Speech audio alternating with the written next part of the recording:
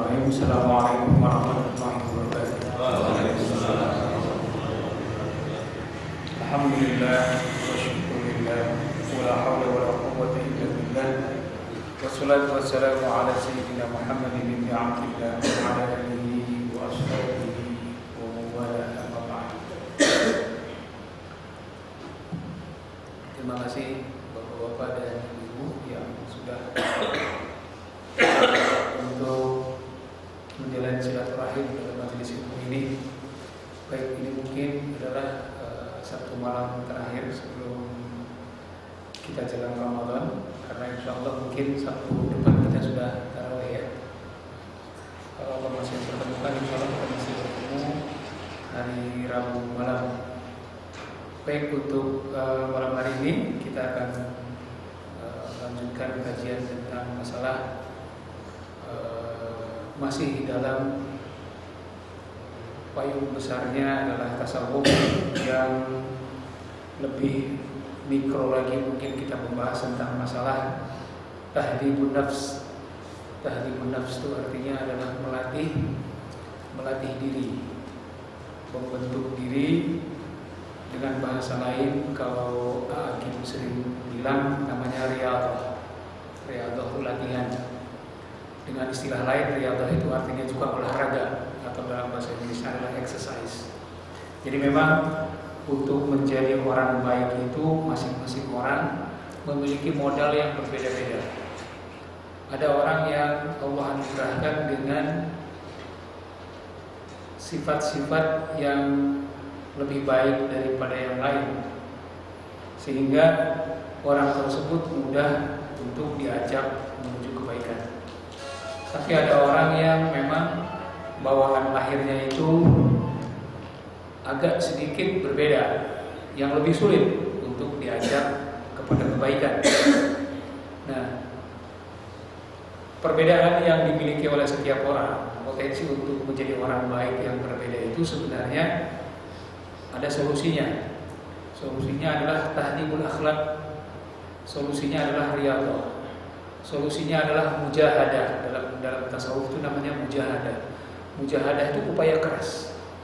Jadi orang tidak mungkin menjadi orang baik tanpa upaya. Memang ada orang yang memiliki potensi dalam dirinya. Itulah yang namanya sifat. Tapi di sana juga sebenarnya ada yang namanya tabiat, tabi'ah. Tabi'ah itu adalah dibentuk oleh lingkungan. Nah, sehingga untuk menjadi orang baik, maka kita harus mencari lingkungan yang baik, harus mencari teman yang baik, harus mencari hal-hal yang bisa mengisi alam bawah sadar dia dengan kesan-kesan yang baik. Karena yang namanya sikap, yang namanya pemikiran, itu sebenarnya reaksi alamiah dari alam bawah sadar orang. Orang kalau alam bawah sadarnya itu selalu diisi dengan hal-hal yang positif, selalu diisi dengan hal-hal yang baik, maka sikap, perilaku, dan pemikirannya pun mau tidak mau bernuansa yang baik. Tapi orang kalau alam bawah sadarnya selalu diisi dengan hal-hal yang buruk atau terisi oleh lingkungan dengan hal-hal yang buruk, maka dia pun akan menyerap dari apa yang diajari oleh lingkungan. Nah, lingkungan itu ada yang memang kita pilih, artinya kita yang menentukan memilih lingkungan dan memilih teman. Ada juga yang memang kita tidak bisa memilih. Pada saat ini di lingkungan kita itu memang ada yang bisa kita pilih untuk memasukkan hal-hal yang positif ke dalam alam bawah sadar kita.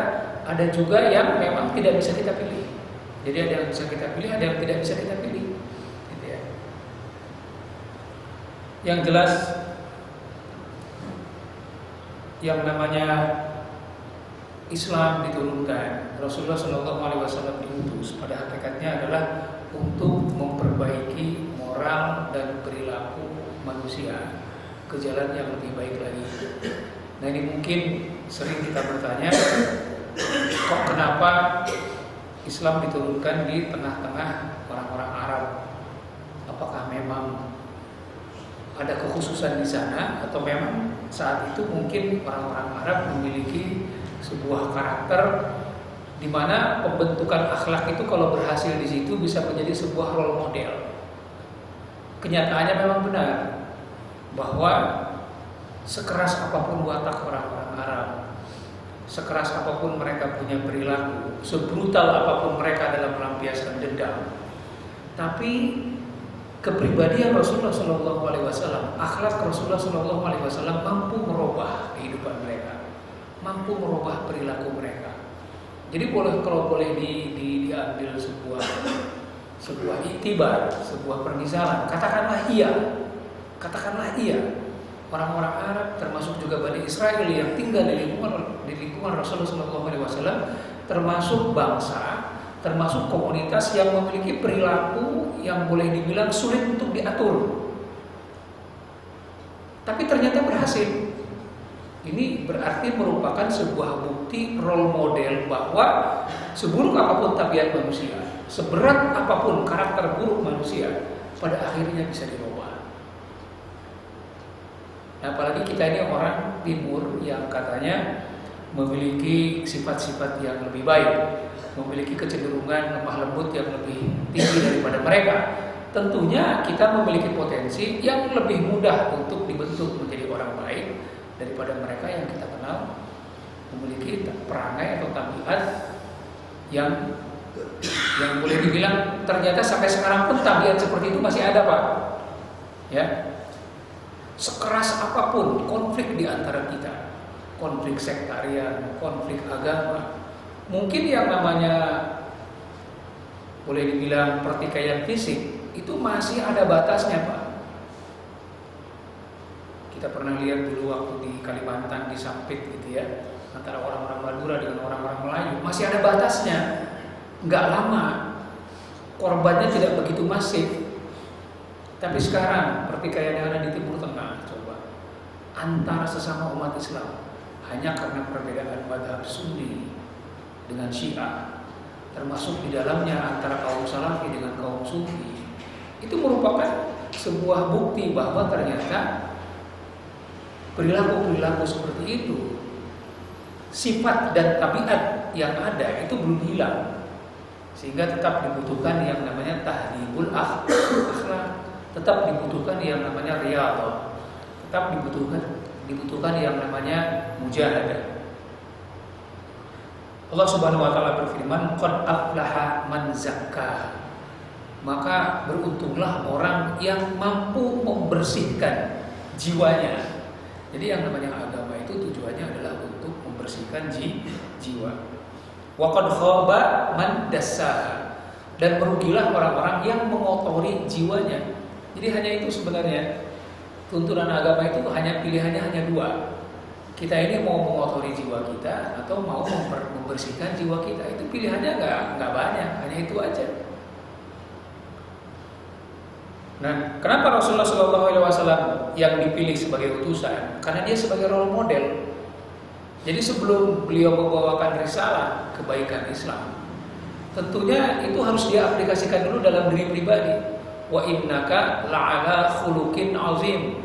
Sesungguhnya engkau wahai Muhammad adalah orang yang berada dalam strata yang paling tinggi di antara orang-orang Quraisy pada saat itu dalam hal akhlak. Sebelum jadi nabi, Rasulullah SAW itu sudah memiliki perangai yang baik.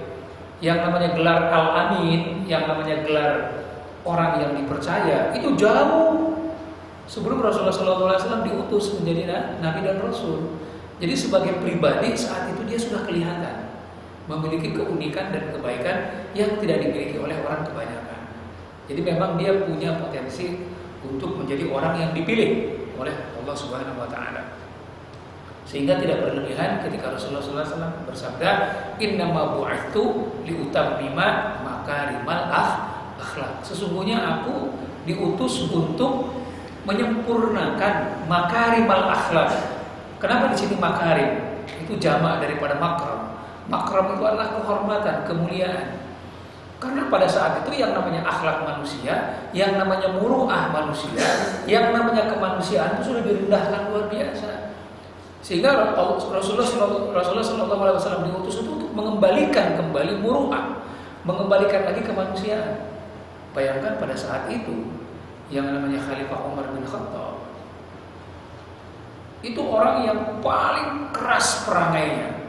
Saking kerasnya dia termasuk orang yang di zaman Quraisy itu termasuk yang mengubur anak perempuannya hidup-hidup. Karena pada saat itu ada sebuah tradisi malu punya anak perempuan. Karena anak perempuan di sana tidak memiliki nilai saat itu. Anak perempuan itu dianggap sebagai sebuah barang. Sehingga pada saat itu Sayyidina Umar adalah orang yang boleh dibilang itu role model orang yang paling keras. Sampai anak perempuannya sendiri dikubur hidup-hidup. Tapi Rasulullah SAW dengan muruahnya, dengan akhlak mulianya bisa menaklukkan orang yang sekeras itu.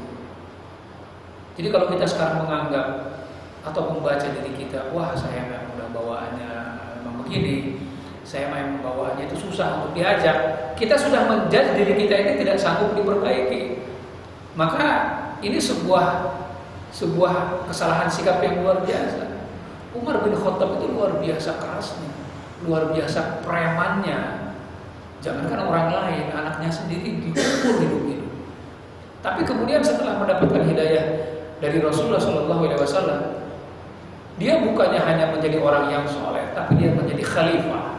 Ini yang luar biasa. Ini merupakan sebuah optimis bahwa sebelum apapun perangai kita, kalau kita memiliki kemauan keras untuk melatih dengan mujahadah, sedikit demi sedikit, Pak, yang namanya batu yang keras itu dengan tetesan air yang sedikit demi sedikit saja bisa lenggok, bisa berlubang. Apalagi hati yang terbuat dari segumpal darah dan daging, ditetesin terus dengan nasihat, apalagi dengan upaya keras. Nah, maka bulan Ramadan yang akan kita jalan ini mudah-mudahan itu merupakan bagian daripada kita melatih diri, melatih jiwa untuk memiliki perangai dan perilaku yang lebih baik lagi. Baik Bapak Ibu sekalian yang dirahmati Allah Subhanahu wa taala, saya mungkin di sini akan sedikit saja membahas tentang masalah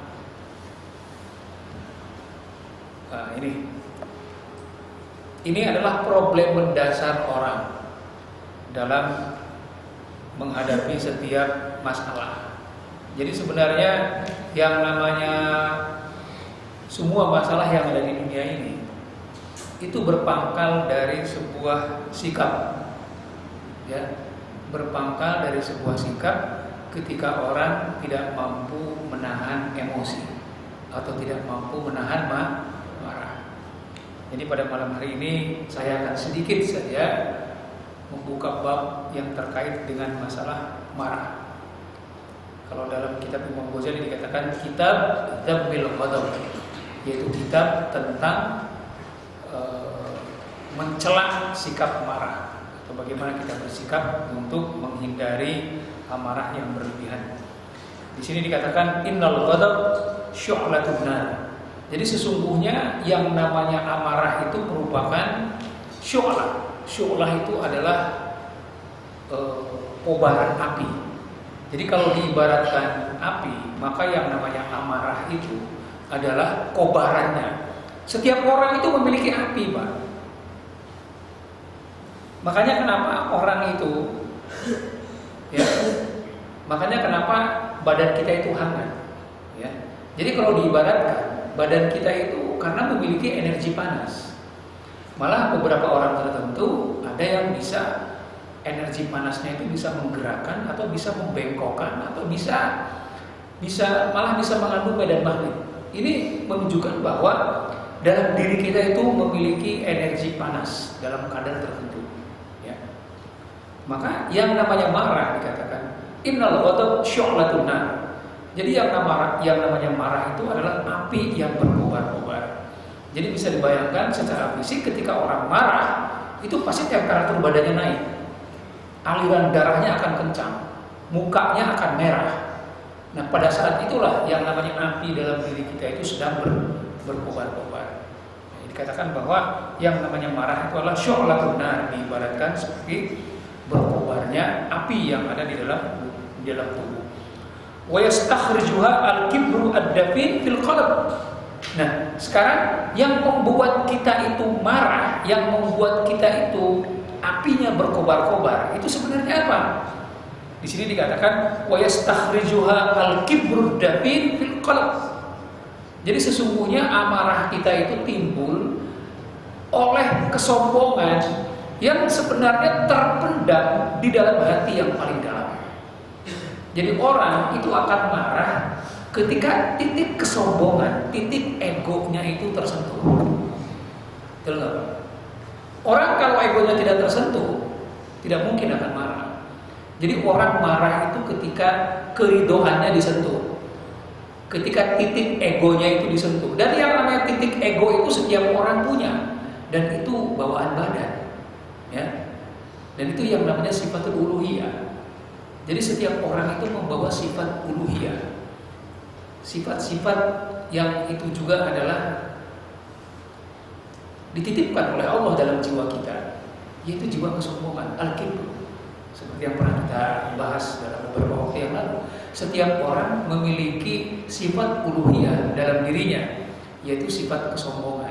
Nah, sifat kesombongan itu ketika tidak kita jaga, ketika kita biarkan saja, kemudian tersentuh oleh sesuatu dan kita tidak bisa mengontrolnya, di situ langsung berkobar. Jadi kalau boleh diibaratkan, yang namanya al-kibru, yang namanya kesombongan itu seperti bara. Bara itu nggak pernah hilang dalam diri kita, itu pasti ada. Cuman setiap orang itu beda-beda, Pak. Maka orang yang memiliki kesombongannya itu tinggi, baranya pun banyak. Tapi bara itu tidak menyala-nyala apinya, hanya bara.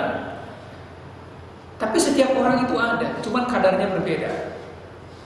Maka orang yang kesombongannya tinggi, kesombongannya tebal itu gampang sekali. Dikipasin sedikit aja, 2 kipasan, bet, apinya langsung nyala. Gampang sekali emosi. Tapi ada juga orang yang kebetulan tingkat kesombongannya itu rendah, bara apinya sedikit. Ketika dikepret 2-3 kali kagak ngaruh, tapi ketika dikipasin terus, dikomporin terus, akhirnya bara api yang tadinya kecil itu makin membesar.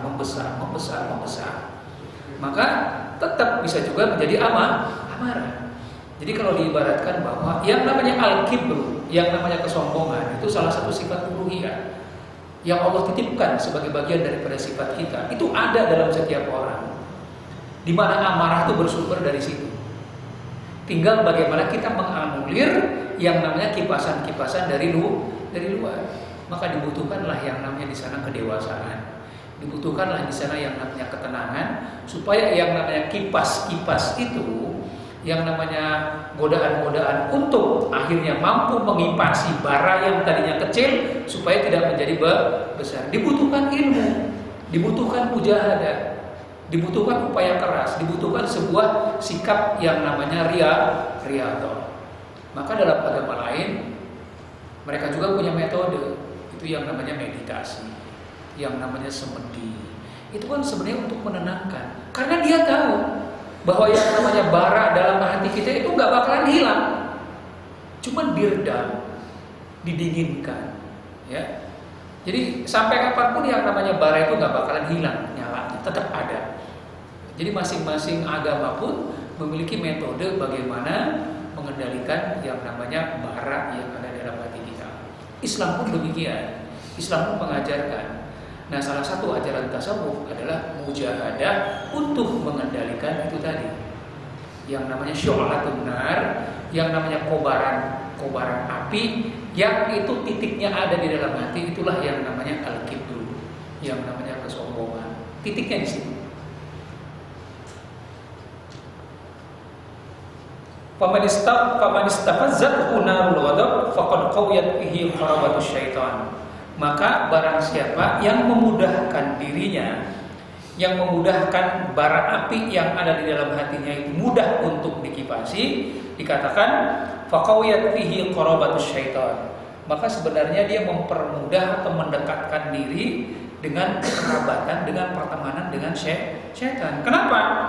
Syaitan dalam surat Al-A'raf ayat 12 mengatakan khalaqtani min nar wa khalaqtahu min tin. Itu protesnya syaitan kepada Allah ketika mengatakan bahwa aku lebih mulia daripada manusia. Khalaqtani min nar. Wahai Allah, Engkau menciptakan aku dari api, sementara Engkau menciptakan Adam dari tanah. Jadi kalau ketika dikatakan apakah setiap orang itu memiliki potensi untuk menjadi setan? Punya. Dia punya potensi bara api dalam hatinya. Dan setan itu dibuat dari api. Maka yang mudah untuk mengipasi api itu apa? Ya api juga, atau angin yang mengandung panas. Coba seandainya ya, ini bara api, kemudian dihembuskan angin, tapi anginnya itu dingin, kira-kira akan nyala nggak itu api? Nggak bakalan, yang ada padam. Tapi ketika dihembuskan, hembusannya itu panas yang mengandung api, maka makin nyala. Itulah yang namanya setan. Maka barang siapa yang tidak mampu mengendalikan kipas-kipas, yang mampu memunculkan bara kesombongan dalam hatinya, maka sesungguhnya dia semakin mendekatkan diri untuk berkerabat dengan setan. Makanya dalam puasa ini dikatakan bahwa inna syaitana la yajri min bani adama majrad dam wa tayyiqu majarihi bil ju'. Sesungguhnya setan itu masuk ke dalam diri anak Adam, ke dalam diri setiap anak Adam itu melalui aliran darah.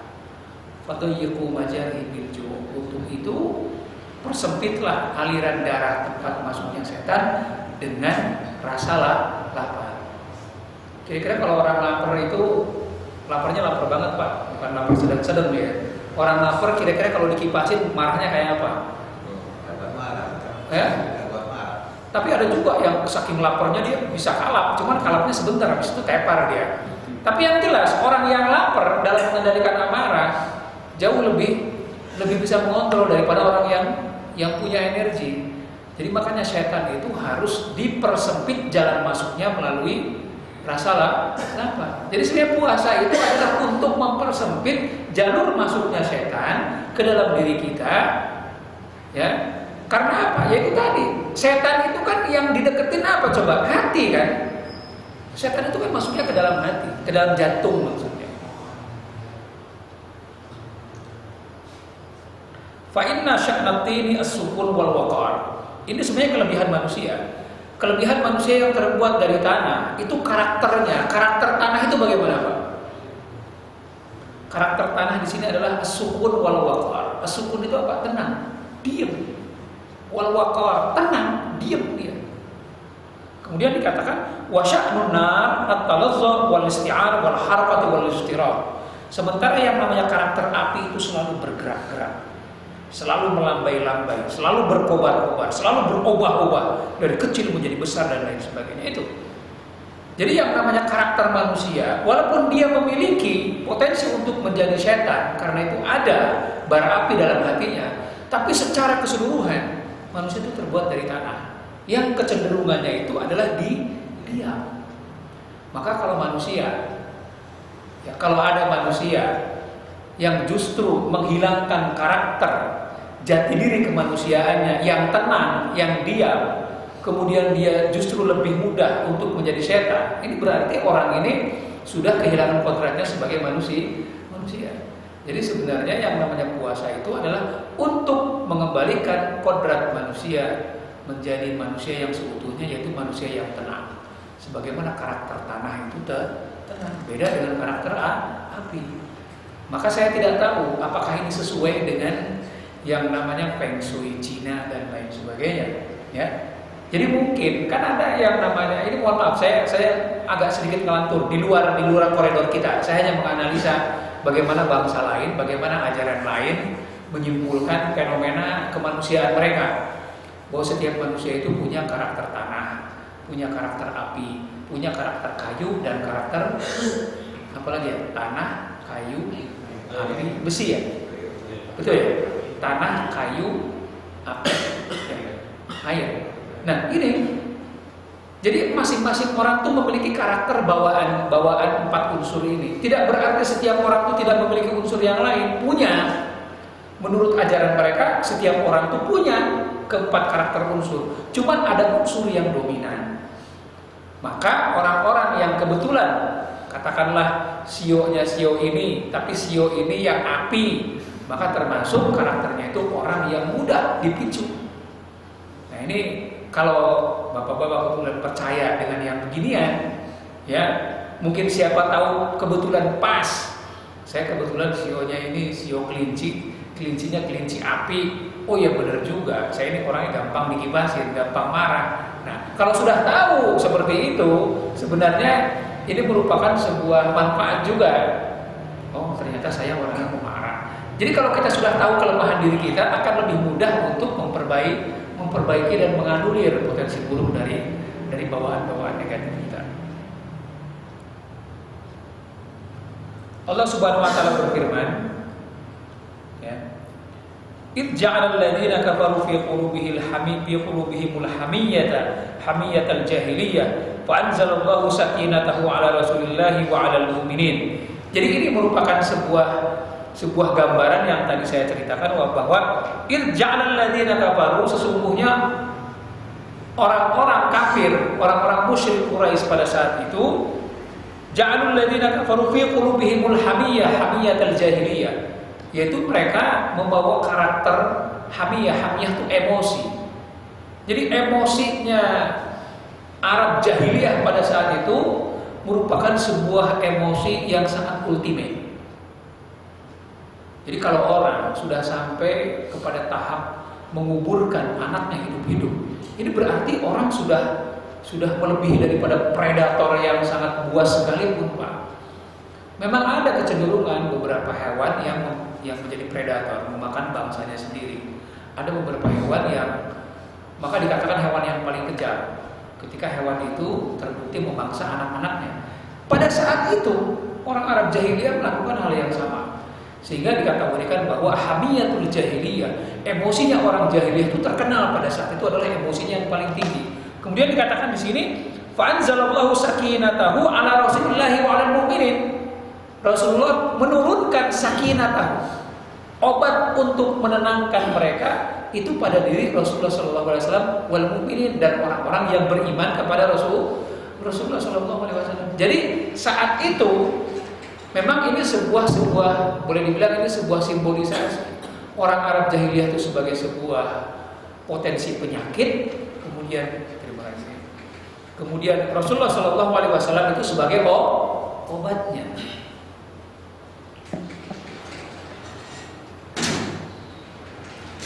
Wa min nata'ijil ghadab al-haqdu wal hasad. Maka marah itu, Pak, jadi kalau boleh dibilang sifat-sifat dasar yang membahayakan itu adalah al-kibru. Al-kibru itu adalah kesombongan. Kesombongan itu adalah, kalau ini adalah diri manusia, maka al-kibru itu merupakan sebuah dahan besar. Salah satu pangkal dosa besar itu adalah al-kibru, itu yang namanya kesombongan. Maka dahan kecil daripada, bukan dahan kecil sebenarnya, dahan yang kedua. Jadi kalau al-kibru itu adalah dahan besar, maka dahan cabangnya itu adalah yang namanya al-ghadab, amarah. Jadi amarah itu pangkalnya adalah kesombongan. Kesombongan itu dosa besarnya, kemudian cabangnya itu adalah amarah. Kemudian cabang dari amarah itu ada lagi yang namanya al-hasad. Hasad itu iri. Al-hiqdu wal hasad, dan dengki. Jadi pangkalnya adalah kesombongan, kemudian cabang daripada pangkal ini adalah amarah, dan pangkal daripada amarah itu adalah, bukan pangkal, cabang daripada amarah itu adalah iri dan dengki. Maka kalau kita bisa, kita tidak mungkin memangkas, Pak. Tapi kalau kita bisa mengendalikan sedemikian rupa tumbuhnya dahan dosa yang bersumber dari amarah, yang bersumber dari al-kibru atau kesombongan ini secara signifikan, insya Allah dosa-dosa atau dahan-dahan dosa turunannya akan berkurang. Jadi ini supaya kita tahu bahwa yang namanya iri, dengki, dan lain sebagainya itu adalah ketika kita membiarkan amarah meletup-letup. Jadi cabang dosa daripada amarah itu adalah iri, dengki. Dan amarah itu bersumber daripada kesombongan. Maka menghilangkannya itu kita harus mengurut dulu sumbernya itu dari mana. Kalau kita sudah tahu sumbernya, sehingga kita mudah untuk mengendalikan. Maka kenapa yang namanya sholat itu sampai dilakukan hampir tanpa batas sebenarnya. Yang wajib itu kan 5 kali sehari. Inti daripada ajaran sholat Jadi Imam Nawawi Al-Bantani dalam syarah kitab yang namanya kitab Bidayatul Hidayah, Imam Ghazali mengarang kitab yang namanya Bidayatul Hidayah. Kemudian diterangkan, disyarahkan oleh Imam Nawawi dalam kitab yang namanya Maraqil Ubudiyah. Dia mengatakan bahwa likulli ibadatin zahiruha wa batinuha. Setiap ibadah itu ada yang zahirnya dan juga ada yang batinnya. Wa zahiruha syariah. Zahir daripada ibadah itu syariatnya, fikihnya. Wa batinuha al-haqiqah. Maka batinnya ibadah, inti daripada ibadah itu adalah hakikat. Wa haqiqatus shaum as-sabr. Dan hakikat daripada ibadah puasa itu sebenarnya adalah kesabaran. Nah, dalam hal dosa pun begitu. Ya, dalam hal dosa pun begitu. Maka untuk mengantisipasi, karena pangkal daripada dosa yang besar itu adalah al-kibru, maka sholat itu apa? Sholat itu syariatnya ada, tapi hakikat daripada ibadah sholat itu adalah menundukkan hati. Menundukkan hati itu apa sebenarnya? Yaitu mengendalikan yang namanya pangkal dosa besar, yaitu al-kibru. Jadi sebenarnya yang namanya sholat itu adalah untuk melawan dan mengendalikan kesombongan. Untuk melawan dan mengendalikan kesombongan. Itu adalah dengan sholat. Kenapa sampai 5 kali? Karena yang namanya kesombongan itu merupakan musuh yang paling besar. Kesombongan dalam diri setiap manusia itu adalah musuh yang paling besar. Setawadu apapun tetap orang itu pasti akan sombong. Sampai dikatakan bahwa kesombongan yang paling Allah laknat. Mungkin nanti kita akan sampai kepada bab kesombongan ya. Kesombongan itu ada 7 derajat. Kesombongan yang paling ringan itu adalah orang kaya yang sombong dengan kekayaan. Itu paling ringan dosanya. Dan yang paling berat itu adalah kesombongan orang yang soleh karena kesolehannya. Itu kesombongan yang paling berat, Pak. Kalau orang sudah soleh, kalau orang sudah taat dan dia sombong dengan ketaatannya, sombong dengan kesalehannya, dosanya jauh lebih berat daripada orang yang kaya dan dia sombong dengan kekayaannya. Nah, di bawah orang yang soleh yang sombong dengan kesolehannya adalah orang yang berilmu dan dia sombong dengan ilmunya. Terus, yang paling ringan itu orang kaya. Orang kaya memang udah standar sombongnya begitu. Maka ketika seorang yang mengatakan dirinya soleh kemudian dia sombong dengan kesalehan, itu yang paling berat. Makanya kenapa sholat itu sampai 5 kali? Itu kan latihan, Pak. Jadi yang namanya sholat itu merupakan sebuah mujahadah. Yang namanya sholat itu merupakan sebuah training. Yang namanya sholat itu merupakan sebuah exercise sampai dilakukan 5 kali sehari. Itu yang wajib. Maka orang yang melakukan ibadah sholat sunnah itu jauh lebih baik lagi. Berarti dia melatih menundukkan hatinya di depan Allah lebih lagi dan lebih lagi. Jadi ketika orang mengatakan dalam sholatnya inna sholati wa nusuki wa mahyaya wa mamati lillah, itu sebenarnya untuk mengenalkan bahwa manusia itu walaupun punya jiwa kesombongan tidak ada apa-apanya di depan Allah. Jadi kalau orang sholat 5 kali sehari ditambah dengan sunnahnya juga, tapi masih juga jumawa, masih juga sombong, berarti ini sholatnya gagal. Makanya kenapa dikatakan bahwa awwalu ma yuhasabu bihil 'abdu yaumil qiyamati as-shalah. Yang pertama kali dihisab dulu di hari kiamat nanti adalah sholat.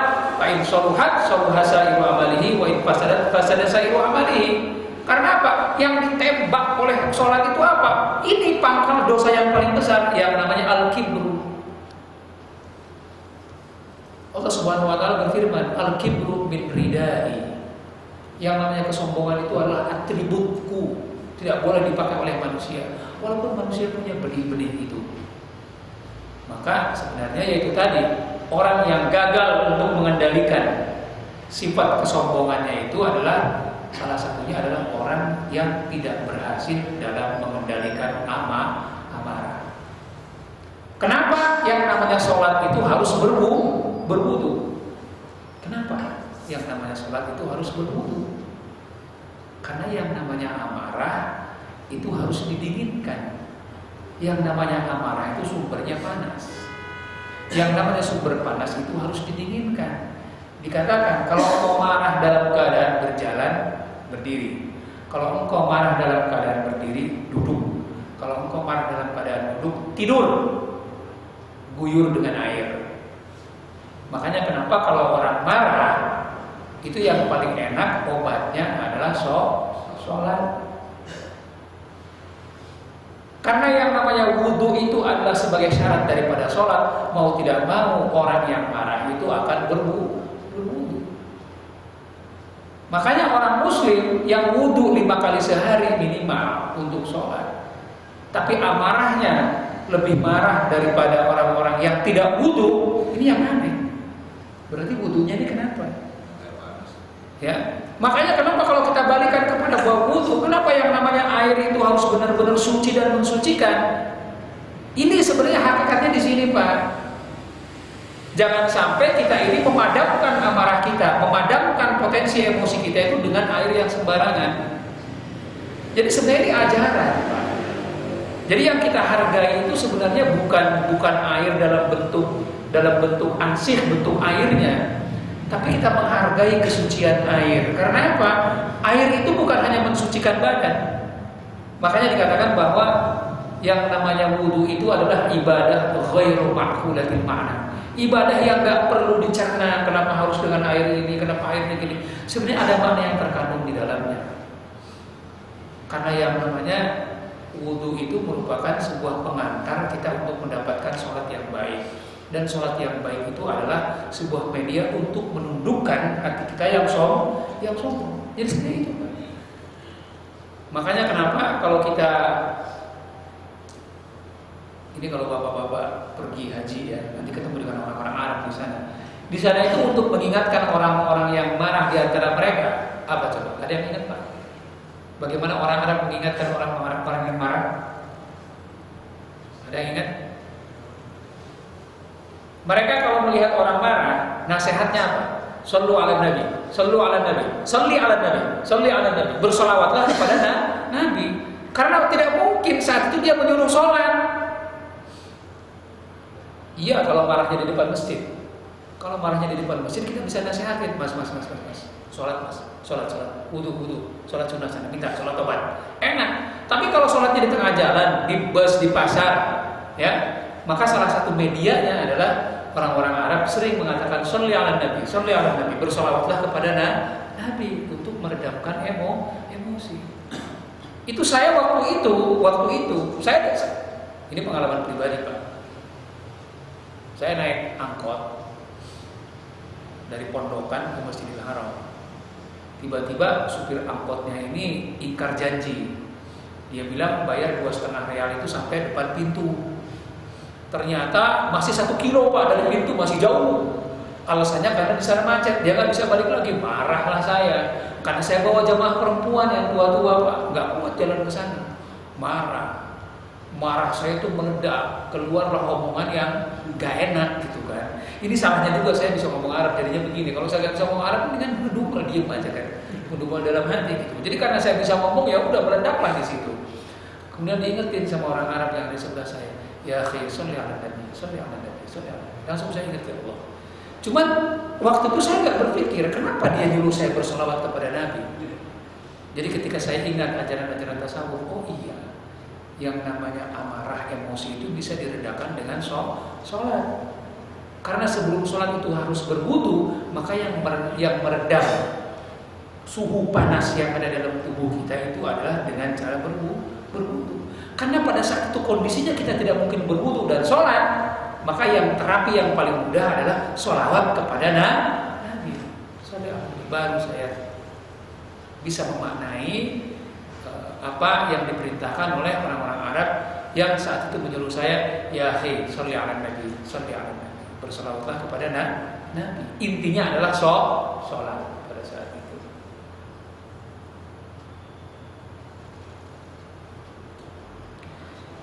Kita harus tahu bahwa yang namanya amarah itu di sini dikatakan wa an Ja'far al-ghadabu miftahi kulli syarr. Sahabat Ja'far mengatakan bahwa al-ghadabu miftahu kulli syarrin, bahwa sesungguhnya amarah itu merupakan pintu daripada seluruh keburukan-keburukan. Pak, Bapak kalau sudah marah, aduh Pak, apalagi amarahnya itu keluar lewat kata-kata. Kalau sudah sampai amarah kemudian berbuntut kata-kata itu keluar, nariknya lagi susah, Pak. Apalagi kalau kata-kata didengarkan oleh sekian banyak orang. Makanya ini tantangan buat pemimpin, apalagi pemimpin zaman sekarang. Ketika dia marah, amarahnya diliput oleh media, sekian juta orang melihat, maka untuk menarik kembali ucapannya itu sulit. Dia pun harus melibatkan media untuk meminta maaf. Jadi bahwa yang namanya amarah itu adalah miftahu kulli syarrin. Amarah itu merupakan kunci daripada seluruh keburukan-keburukan. Betapa banyak orang dengan amarahnya memunculkan dendam dari orang lain, ya kan? Tidak setiap orang itu ridho, tidak setiap orang itu ikhlas untuk dimarahin. Ketika orang tidak ikhlas untuk dimarahin, apa? Paling dia marah balik, gitu ya. Ketika dia marah balik, paling timpuk-timpukan, paling berantem-beranteman, paling adu pukul. Iya kalau kita kalah, Pak. Kalau orang itu kalah, kemudian orang itu lapor ke kampungnya, udah. Itu yang terjadi yang namanya abok atau abuk masa. Maka sebenarnya kalau kita lihat, Pak, yang namanya perang antar kampung, memang asalnya apa coba? Ya, asalnya apa? Rebutan perempuan, rebutan lahan parkir, rebutan hal-hal yang sepele yang nilainya mungkin cuma 1.000-2.000 perak, Pak. Tapi karena yang disentuh itu adalah ego. Kalau sudah urusan perempuan, Pak, apa coba, Pak? Ego kan. Kalau sudah yang namanya lahan, lapak, ego, Pak. Nilai ekonominya nggak seberapa. Teritorial, ketika teritorialnya disentuh, sudah. Yang namanya singa dengan singa itu bisa berantem bunuh-bunuhan hanya karena teritorialnya dia dilanggar. Manusia pun begitu. Ketika teritorial dia dilanggar, itu egonya yang disentuh. Tapi karena dia bawaannya itu memang sudah gampang dikipasin, ya sudah. Apalagi yang namanya omongan, bersumber dari omongan, sudah berbuntut tuh yang namanya omongan. Amarah satu orang bisa memicu amarah satu kampung. Amarah satu kampung bisa memicu amarah satu ras. Itu yang namanya pertikaian antara orang-orang Madura dengan orang-orang Melayu di Kalimantan. Itu kan awalnya hanya satu orang, Pak. Satu orang marah, tersinggung, melibatkan keluarga. Dua keluarga marah, tersinggung, melibatkan kampung. Kampung tersinggung, melibatkan kecamatan, kabupaten, akhirnya seluruh pulau Kalimantan bisa anti kepada orang Madura. Akhirnya apa? Orang-orang Melayu yang tinggal di Madura juga pun diamuk. Jadi bayangkan. Itu adalah ketika orang tidak bisa menjaga amarahnya. Gara-gara apa? Dia membiarkan egonya dipelihara. Dia membiarkan egonya dikipasi. Seperti itu. Jadi kalau kita lihat sekarang, maka kalau misalnya tidak ada upaya untuk memutuskan tali dendam, ya, kalau tidak ada yang memutuskan tali dendam, yang berani memutuskan tali dendam, maka yang namanya rantai amarah dalam setiap zaman, setiap generasi tidak akan pernah terputus, Pak. Maka kalau dalam bahasa politik bisa dibutuhkan sikap yang namanya rekonsiliasi. Rekonsiliasi adalah sikap pemimpin ketika dia mampu memutuskan tali dendam. Makanya dikatakan bahwa yang namanya pemimpin itu adalah dipilih. Allah pilih calon pemimpin itu adalah dari orang-orang yang sabar. Dalam Al-Quran dikatakan bahwa Allah memilih pemimpin di antara orang-orang yang sabar. Lamma sabaru wa ja'alna minhum a'immatan yahduna ilaihi lamma sabaru. Dan Allah akan menjadikan di antara mereka adalah pemimpin yang mendapatkan hidayah ketika mereka bersabar. Jadi satu apa dua? Hah? Jadi satu apa dua? Yang sabar. Yang sabar. Tapi yang jadi persoalan pemimpin itu kan di sini kan pemimpin kolektif, Pak. Jadi mohon maaf, yang namanya kepemimpinan di Republik ini kan tidak kepemimpinan tunggal, Pak, kepemimpinan kolektif. Iya, di depannya ini orang sabar, tapi kalau di belakangnya orang-orang yang nggak sabar, ya Pak, dia mungkin tingkat emosinya itu sedikit, baranya itu kecil, tapi karena kipas yang di belakangnya itu banyak, Pak, itu bisa jadi meledak juga. Nah, sementara di sini baranya gede, tapi karena di belakangnya nggak ada yang ngipasin, nggak gede juga, Pak. Jadi sebenarnya Satu. Tapi satu sabar. Buat Pak, dua-duanya sebenarnya memiliki kelemahan dan kelebihan masing-masing. Kalau saya berpatokan kepada fatwanya Pak Mahfud MD, pilihlah yang mudarat jangka panjangnya kecil. Pilihannya sulit Pak. Kalau kita pilih kepentingan jangka panjang, pilih nomor 1 jangka rumah. Kalau mau pilihnya kepentingan jangka pendek, pilih nomor 2. Tapi jangka panjangnya nggak jelas itu yang nomor 2. Kalau yang nomor 1, jangka pendeknya mungkin kita berdarah-darah. Kita dijauhi sama yang namanya negara-negara donatur, negara-negara donor. Kita dimusuhi, punya banyak masalah, mungkin harga sementara naik dulu. Tapi yang namanya muruah sebagai bangsa, jangka panjangnya insya Allah. Tinggal milih aja. Kita mau pilih jangka panjang atau jangka pendek, sudah. Hah? Ngomongnya di rumahnya, jangan di sini dah. Gak enak. Ya. Ya. Kalau yang tadi wudu kan suci kan. Kalau tayamum kan ada debu gimana? Nah, itu kan sebenarnya kan simbolik Pak. Jadi ketika debu itu kan suci Pak. Jadi jangan kita lihat debunya Pak, tapi simbolik, secara simbolik. Jadi yang namanya tayamum itu simbolik Pak. Yang namanya wudu dengan yang namanya mandi itu tidak membersihkan, itu hanya mensucikan. Yang disucikan itu kan bukan hanya anggota badan Pak, tapi jiwanya. Sekarang contohnya gini aja Pak, orang kentut kenapa yang dibasuh muka? Kok kenapa bukan pantatnya? Ini kan sebuah simbol bahwa yang namanya wudu itu memiliki makna simbolik. Yang disucikan itu adalah jiwa. Ketika tidak ada air, maka debu yang paling gampang, karena debu ketika menempel itu insya Allah suci gitu. Jadi kita dengan keyakinan bahwa debu itu suci, maka yang disucikan itu sebenarnya adalah jiwa. Contohnya begini. Kenapa ketika kita mandi junub itu kan atas dulu Pak? Kok kenapa nggak barang yang di bawah dulu dibersihin gitu kan? Yang namanya sperma itu kan bukan barang najis. Ya Rasulullah itu sperma dalam pakaian itu cukup dikorek aja, nggak najis. Ya, tapi yang disucikan itu adalah jiwa. Ini merupakan sebuah simbol yang harus kita pahami. Jadi kembali kepada apa yang disampaikan oleh Imam Nawawi bahwa setiap ibadah itu memiliki makna zahir dan makna batin. Jadi kita jangan hanya mutlak dalam urusan makna zahirnya saja, dalam urusan syariatnya saja, dalam urusan fikihnya saja. Kita harus menggali ibadah itu dari makna yang paling dalam. Sholat, makna ibadah yang di dalam terkandung di dalamnya adalah menundukkan jiwa, mengalahkan kesombongan. Yang namanya puasa, mendidik kesabaran. Yang namanya zakat, yang namanya sedekah, itu adalah untuk melatih kasih sayang kita. Setiap orang itu memiliki sifat-sifat ketuhanan. Ya. Setiap orang itu memiliki sifat-sifat ketuhanan. Sifat-sifat ketuhanan yang kita miliki itu adalah Allah Maha Rahman, Maha Rahim. Kita itu cukup Rahim. Kita cukup pengasih saja. Kalau Allah Maha Pengasih, maka yang namanya sedekah, infak itu merupakan sebuah ibadah untuk memaksimalkan nilai-nilai ketuhanan positif yang ada dalam diri kita. Makna ibadahnya di situ Pak. Ya, jadi ini contoh bulan Ramadan yang akan kita jelang itu adalah kalau kemarin kita ini hanya sekedar berbangga dengan mampu menahan lapar, menahan haus, menahan hawa nafsu birahi ketika di siang hari dan lain sebagainya. Mari kita maknai di bulan Ramadan ini, yang mungkin saya tidak punya kesempatan untuk mengkaji lagi tentang makna sabar. Jadi sebenarnya yang terkandung di dalam makna Ramadan itu adalah melatih kesabaran. Bukan hanya kesabaran dalam menghadapi kesulitan, tapi juga kesabaran dalam menerima berkah.